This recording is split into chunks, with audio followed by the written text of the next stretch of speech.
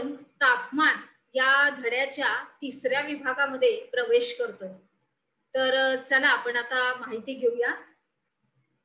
ह्याच्यामध्ये आपण बघतोय की थोडंसं भौगोलिक स्पष्टीकरण, की तापमानामध्ये जशी बदल होते. आपण बघितला छोटासा प्रयोग, की जर गरम पाणी जर भांड्यातलं झालं तर त्याच्यामध्ये ते कसं वरती येतं, त्याच्यानंतर वरचं थंड पाणी कसं खाली जातं. मग त्याला आपण काय म्हणतो, ऊर्ध्वगामी प्रवाह, तापमान.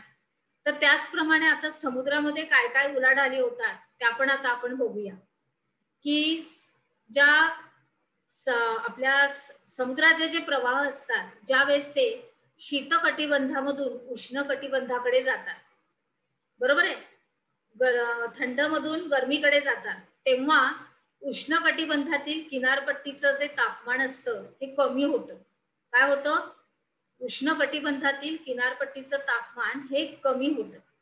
आणि या उलट जेव्हा उष्ण कटिबंधाकडून शीत कटिबंधाकडे हे प्रवाह जातात, तेव्हा तिथलं वातावरण किनारपट्टीचं हे वाढलं जातं.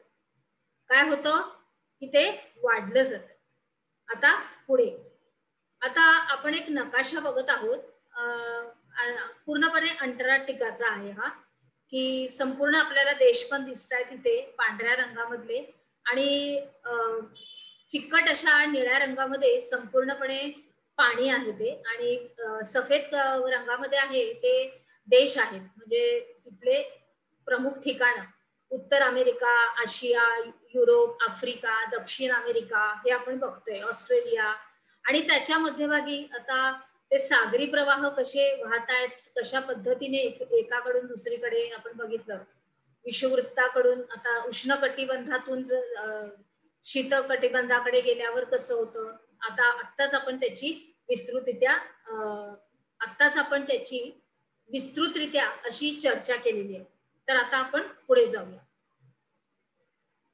आता ह्याच्यामध्ये आता तुम्हाला अगदी छान असा एक पृथ्वीचा गोल दिसतोय, त्याच्यामुळे मध्ये संपूर्णपणे जगवार्षिक तापमानाचा हा संपूर्णपणे असा अहवाल ह्याच्यामध्ये दिलेला आहे, की पृथ्वीवरील तापमानाचा आपण जेव्हा विचार करतो तेव्हा हा नकाशा तयार केला गेलेला, बरोबर. तर या रेषा भूपृष्ठीय उंचीचा परिणाम टाळून समान तापमानात आलेली ठिकाणं जोडून तयार केल्या जातात, बरोबर. तसंच या रेषा या सर्वसाधारणपणे अक्षवृत्तांना समांतर अशा आहेत, बरोबर. त्याच्यानंतर तापमानाच्या समताप रेषेचं तुम्ही निरीक्षण करा. आपण समताप रेषा ह्या पूर्वी त्याच्या अगोदरच्या उपक्रमात आपण त्याचा अभ्यास केलाय. तर या रेषांचा आकार एखाद्या कशाप्रमाणे आहे, लंबागोलासारख्या. बघा तिथं त्या दिसत आहेत. आता मी तुम्हाला दाखवते आपल्या म्हणजे बघा तुम्ही, त्याच्यामध्ये तुम्हाला दिसण्यात येतील त्या. मात्र या लंबगोलाचा उत्तर दक्षिण विस्तार खंडावर जास्त, तर महासागरातील भागातून कमी आहे त्यांचा विस्तार, बरोबर. त्याच्यानंतर दक्षिण अमेरिका कुठे आहे बघा, मिळालं. आफ्रिका, आशिया आणि ऑस्ट्रेलिया या खंडांच्या काही भागांवरून ही समताप रेषा बघा, अगदी नीट बघा तुम्ही, लक्षात आलं. पॅसिफिक महासागराच्या वरून खूप अशा थोड्या भागावर तापमान 25 सेल्सिअस अंश पेक्षा हे जास्त दिसतंय. थोडक्यात हा संपूर्ण आढावा या नकाशाचा ह्याच्यामध्ये दिलेला आहे. त्याच्यानंतर आपण जर अगदी बारीकतेने त्याचं जर निरीक्षण केलं तर दक्षिण गोलार्ध आपल्याला दिसतोय, तर त्याच्यामध्ये कशा समताप रेषा आहेत. त्याच्यानंतर त्याच्या तुलनेनं उत्तर गोलार्धामध्ये त्या कशा आहेत ते पण आपल्याला दिसून येतंय. आपण का अशी चर्चा करतोय, कारण तुम्ही तुमच्या ह्यानी बघताय ते, आणि मी तुमच्या सोबत त्याचं स्पष्टीकरण असं चालू आहे माझं. त्याच्यामुळे मी प्रत्येक गोष्ट मुद्द्याच्या स्वरूपात मांडण्याचा प्रयत्न करते, कारण तुम्हाला पण हे चित्र अगदी व्यवस्थित बघायला लागेल. त्याच्यानंतर पॅसिफिक महासागराच्या भागात ही रेषा बरीचशी सरळ आहे.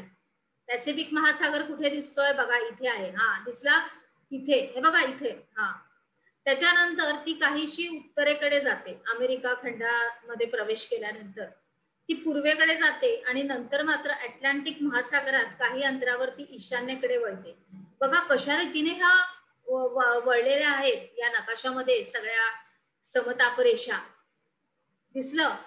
आशिया खंडात प्रवेश केल्यानंतर हीच रेषा पूर्वेकडे जाताना आपल्याला दिसते आणि पुढे पॅसिफिक महासागरामध्ये समताप रेषा पूर्वेकडे बघा बघितलं बऱ्याचशा सरळ जाताना दिसत आहे. तर आता दक्षिण गोलार्धात या समताप रेषा अक्षवृत्तांना समांतर अशा आहेत. दक्षिण ध्रुवापासून ते मकर वृत्तावरील या रेषांमधील अंतर हे जवळजवळ कसं आहे, समान आहे. कसं आहे हे अंतर, जवळजवळ समान आहे. तर आपण बघितलं की उत्तर गोलार्धात मात्र या रेषांमधील अंतर थोडंसं कमी जास्त झालेलं असं आढळतंय. उत्तर गोलार्ध बघा दिसला, हा तर त्या उत्तर गोलार्धात, तर या गोलार्धामध्ये जमिनीचं प्रमाण हे तुलनेत जास्त आहे. बघा या ठिकाणी लक्षात आलं इथे. त्याच्यानंतर लक्षात आलं, हा चला तर मग आता पुढे, तर जमिनीच्या भागात या परिमाणामुळे समताप रेषांमधील अंतर हे कमी जास्त होतं आणि समताप रेषा ह्या वक्र होणं या ठिकाणी आपल्याला दिसून येत आहे. बरोबर? लक्षात आलं, अगदी व्यवस्थित बघितलं. हा हे बघा वार्षिक त्यांची सरासरी संपूर्णपणे आपण इथे दिले गेलेली आहे. आलं लक्षात? चला पुढे जाऊया. आता आहे आपल्या जवळ तापमापक म्हणजे आपला थर्मामीटर. बघा इथे सेल्सिअस, फॅरनहाइट, काचेची निर्वात कळी, तापमान मोजपट्टी, त्याच्यानंतर अल्कोहोल म्हणजेच पारा, आधार पट्टी सगळं काही दिलेलं आहे. तर हवेचं तापमान मोजण्यासाठी विविध प्रकारचे तापमापक वापरले जातात आणि या तापमापकात पारा किंवा अल्कोहोल हा वापरण्यात येतो. बरोबर? त्याच्यानंतर पाऱ्याचा गोठण बिंदू हा 39 सेल्सिअस आहे, तर अल्कोहोल गोठण बिंदू 130. तर ही द्रव्य तापमान बदलास खूपच संवेदनशील असतात. म्हणजे तापमान जसं बदलतं तसा ह्यांच्यामध्ये भरपूर असा फरक येतो.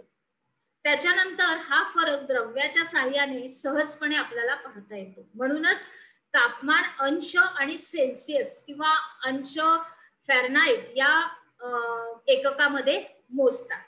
तर तेच तापमापक आता दाखवल्यानुसार असे 0 डिग्री ते हे बघा दिसतंय ना, ते आपल्याला दिसतंय सेंटीग्रेड सगळं खाली व्यवस्थित मांडलेलंच आहे, चित्रच आहे ते. मग ह्या तापमापकाच्या साह्याने तापमानातील या तापमापकाच्या साह्यानं आपण तापमानातील फरकाची म्हणजे कमाल आणि किमान ही दैनंदिन नोंद आपल्याला ठेवता येतं. तसंच हवेचं तापमान सेल्सिअस या एककामध्ये आपल्याला मोजता सुद्धा येतं. आलं लक्षात? आता पुढे जाऊया. आता आपण काय शिकलो मध्ये मी हा थर्मामीटरच टाकलाय आणि आपल्या पाठ्यपुस्तकामधली काही प्रश्नोत्तर आहेत तीच इथं मी दिलेली आहे आणि ती तुम्हाला सोडवायची, की तापमापकाची नळी कशावर लावलेली आहे, तापमापकाच्या नळीतील द्रव्य कोणते असावे, आधारपट्टीवरील आकडे हे काय दर्शवतात, ते कोणत्या एककात मोजतात, त्यांचं तापमान लिहायचंय आणि हे कोणत्या ऋतूतलं आहे हे तापमान हे सुद्धा तुम्हाला लिहायचं. चला तर मग आपण आपल्या पुढील विभागात प्रवेश करूया. चला.